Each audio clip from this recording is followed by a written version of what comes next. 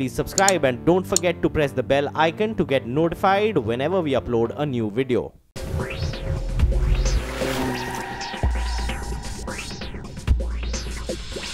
Hi, welcome to Overdrive. You're watching the show with me, so I need that. Now, the car that kick-started the compact SUV segment in the Indian market is back in a new avatar. So, of course, it was natural for us to get its closest rivals in a common setting to find out just which one rules the roost in this segment. The Maruti Suzuki Vitara Brezza won the Overdrive Car of the Year for 2017. It was the Indian Car of the Year as well. And then when we pit it against its various rivals at various points of time, it literally won all the competitions. Until recently though, because the Nexon came in and dethroned it. The Ford EcoSport, on the other hand, now presents itself in a facelifted avatar. However, ever since it was launched, it's been winning hearts. So you see, the three cars that we have here today have top honors in various segments and in various attributes. So how do they match up? Let's find out. Let us begin with the newest entrant on the block, the Ford EcoSport. Since it is a facelift, the changes are primarily visible on the face. While the large grille and the orange bodywork made the previous one look like a gaping goldfish, the larger grille, an aggressive headlamp pattern and a palette of more sophisticated body colors make the updated EcoSport appear similar to the larger SUVs from Ford. These elements also give the EcoSport a lot of presence, but the grille could seem overdone if you like subtle designs. The EcoSport also continues to mount the spare wheel on the rear tailgate, a typical SUV styling element that neither the Maruti Suzuki Brezza nor the Tata Nexon incorporate in their styling. That said, the Nexon has a design that will make everyone at Tata proud. The concept car was proof of the freedom that the designers now enjoy at Tata Motors, but the fact that it reached the production shape virtually unchanged speaks volumes for the brand. In that sense, it not only breaks the traditional norms, but also breaks away from the stereotyped body forms that we've seen in this segment so far. The coupe crossover form grabs attention instantly, but like most radical automotive designs, this one is polarizing too, so much so that it vastly divided opinions within our team as well. The Brezza takes a safer approach to its design, and like most Maruti Suzuki cars, it seems to have struck the right chord with the audience. While the simpler lines, subtle contours and the boxy proportions look sober in comparison, it has the classic silhouette of an SUV. It is a handsome looking car that will age well, and the proof lies in how the Brezza still manages to look fresh despite so many of them being out on the road already. Moving into the cabins, the EcoSport's passenger cell sees upgrades over the outgoing car. Grabbing your attention straight up is the new infotainment system, which is slick, responsive and crisp. The instrumentation has been revised too, and the radical twin-pod cluster from the previous model has made way for simpler, easy-to-read clocks, albeit with a fair bit of vacant space. The seats are well contoured and were the best fit for most of our testers. Nothing has changed in terms of the seating or the cargo space, but the fit and finish seems better, elevating the premium feel of this cabin. The Nexon has the most spacious cabin of this test. Getting in and out can be challenging for taller passengers given the car's low and sweeping roofline. The seats in Tata cars usually seem taller than you would like, but that works in the Nexon's favor. Visibility, however, is affected significantly by the A-pillar compared to the rivals. The busy design of the exterior is reflected in the cabin too, and this too polarized our team of testers. Everyone agreed though that it could do with better fit and finish. Like the EcoSport, the Nexon 2 employs a stick-out infotainment display which is placed safely in line with the instrumentation. The highlight of the cabin is the space and the nifty features which we'll compare in a bit. The Brezza's cabin too echoes the theme of its exterior, meaning it is simple and functional. A responsive and a well-designed touchscreen infotainment system takes center stage. All the storage spaces and cubby holes are wisely designed and easy to reach. The boxy proportions give the cabin easy ingress and egress and ensures an airy feel with its large glass house. The front seats are large and comfortable even for long-distance journeys, but the rear seats aren't as roomy as you would like to go touring in. The plasticky feel of the cabin is a bit of a letdown, but overall, the cabin is practical for daily use in our conditions. Let us now see how the list of features and safety equipment compares.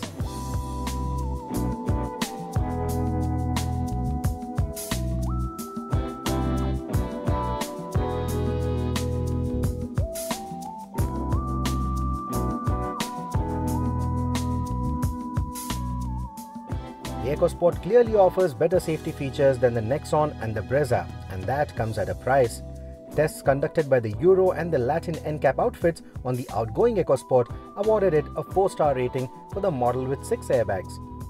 There were no comparable crash safety ratings available for the Nexon or the Brezza from any credible source at the time of our test. Now, if you've just joined the show, there's an intense battle which is underway in terms of which compact SUV rules the roost in its segment. We've already compared the Brezza, the Nexon, as well as the Ford EcoSport in terms of design as well as features. And now it's time to put them on road. With the updated EcoSport, Ford has brought along a lovely new petrol engine christened the Dragon. But the motor that we have on our test here is the trusty old 1.5-litre 4-cylinder diesel unit that puts out a healthy 100 PS of power and 205 Nm of torque. What I love the most about this engine though is the refinement level, whether it's on startup, idling RPM, or even when you climb up the rev range. It clearly outshines the other two cars, and that's a big feat considering the age of this motor. The refinement levels contribute to making this cabin quite silent. Even the insulation against the wind and road noises is commendable for this class. The engine is mated to a 5-speed gearbox which is slick and easy to operate even in the city environment, but on the highway the engine could have done with a 6th gear. Overall, the drivetrain is impressive. For a steering that wears the blue oval on it, it doesn't seem as chatty or as communicative as you would like it to be. Add to it the fact that the Bridgestone Ecopia tires impart a sort of an understeery nature to this car. So if you really want to have fun with this package, there's a lot that you need to take into account and a lot that you need to compensate for. Though it's not very difficult, and once you do, this engine will actually reward you. There's more body movement now, but it is still well controlled, and the EcoSport handles predictably in all situations, with the high-speed stability being particularly good. If you're looking for something sharper around corners though, the Brezza could impress you more. When people choose crossovers over sedans or hatchbacks, they have a certain degree of expectation when it comes to tackling bad roads.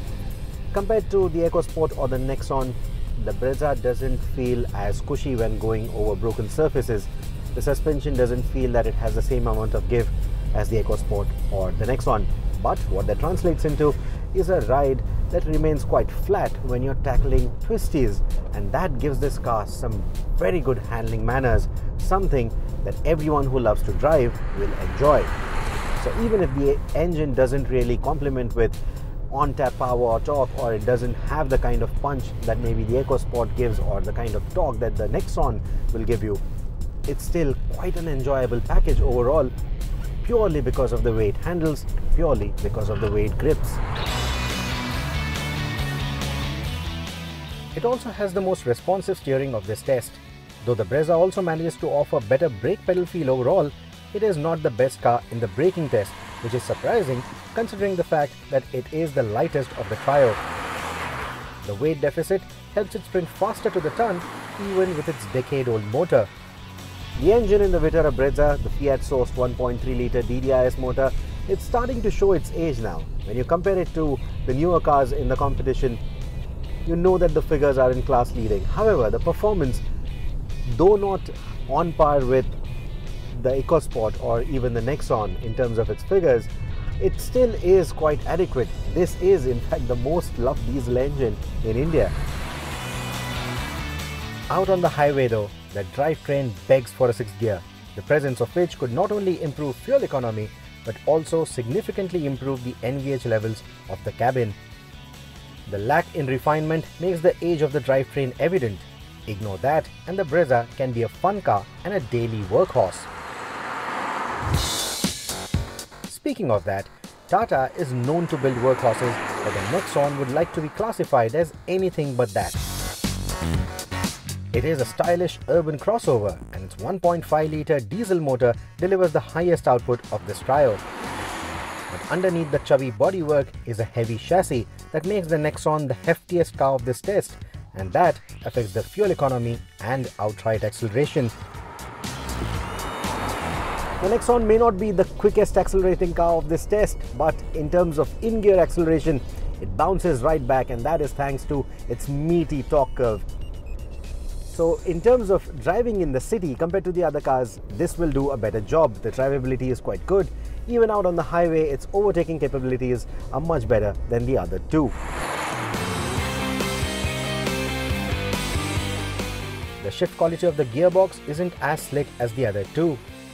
The light clutch is easy to operate in the city environment, and despite all the weight, this drivetrain runs at a relaxed 2200 RPM when cruising at 100 km an hour.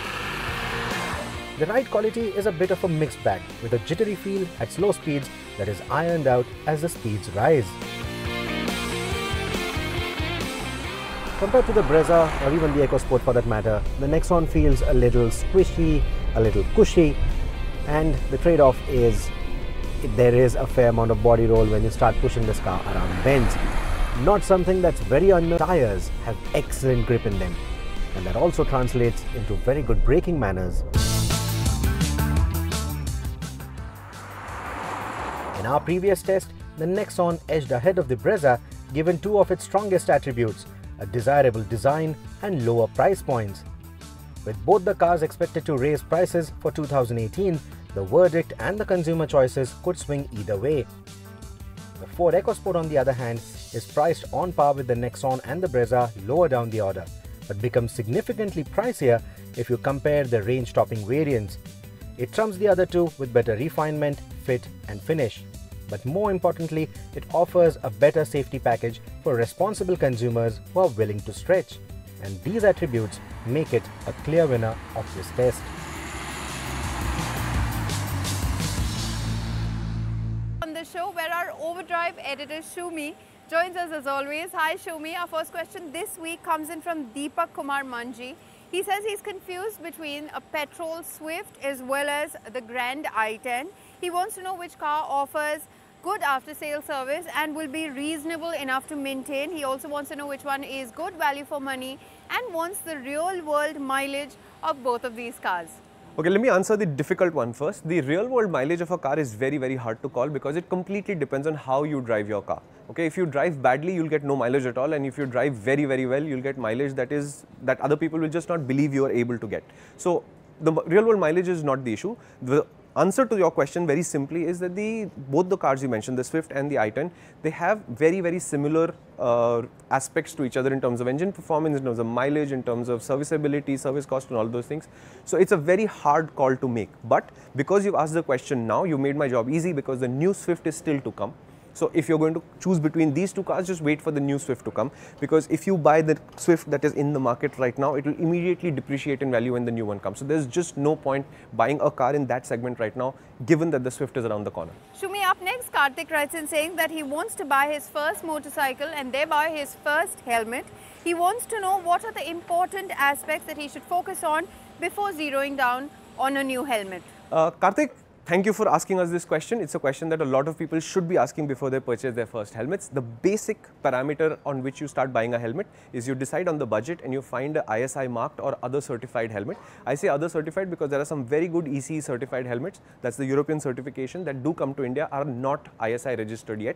But given the fact that the Indian ISI was based on an older ECE standard, I think we are safe. If they're ECE tested and certified, we are good to buy them. You might have some trouble with the cops, but I think getting a better helmet is more important than, having a challan from a cop or something like that.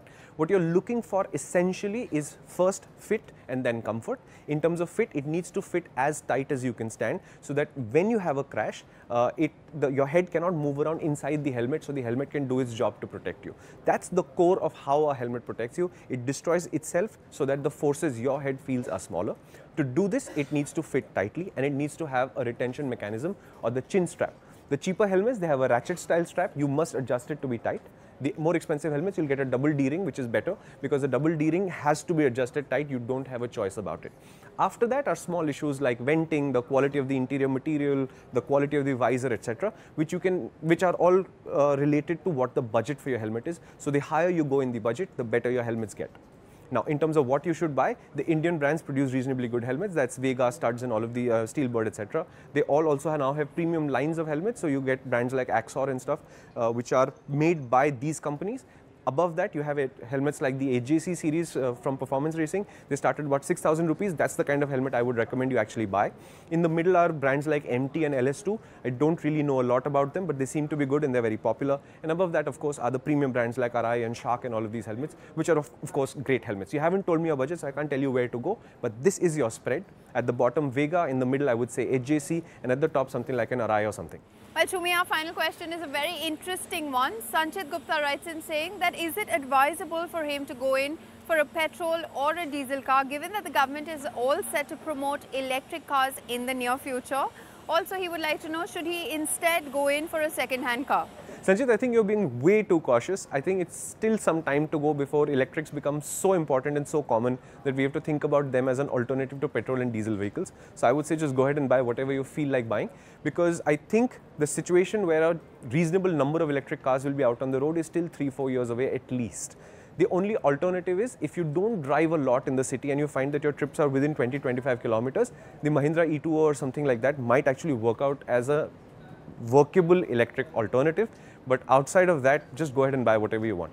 Well, unfortunately, those were all the questions that we could take on the show this week, but you can send them to us on helpdesk@overdrive.co.in.